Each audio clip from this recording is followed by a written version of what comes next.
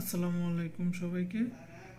আজকে হলো গিয়ে 18 তারিখ 18 তারিখ এবং বঙ্গবন্ধু শেখ মুজিবুর রহমান কুইজ শেখ মুজিব কুইজ প্রতিযোগিতার 16তম প্রশ্ন লগে আজকে প্রকাশিত অলরেডি হয়ে গেছে 12:08 বাজে, 12:12 বাজে রাত্রে। সো আজকের প্রশ্ন: 1947 সালে দেশভাগের পর নিখিল বঙ্গ মুসলিম লীগের নাম বদল করে নিখিল পূর্ব পাকিস্তান মুসলিম লীগ করা হয়। 1944 সালের পর এই সংগঠন আর নির্বাচন হয়নি।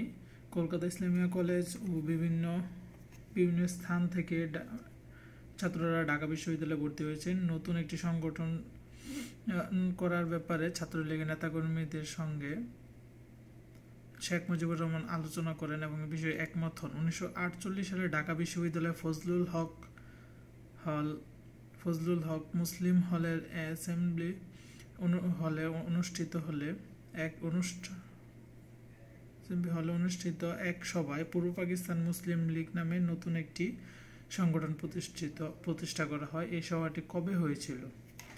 আমরা এখন উত্তরটা যদি দেখি, পূর্ব পাকিস্তান মুসলিম লিগে সার্চ করলে উইকিপিডিয়াতে দেখা যায় যে এখানে প্রথমেই চলে আসতেছে।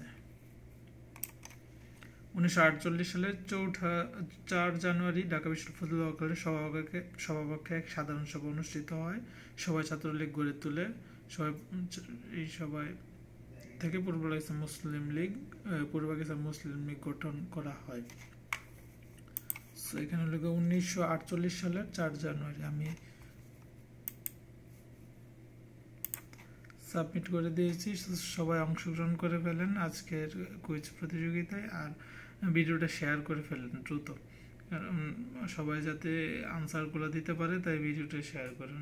ধন্যবাদ সবাইকে।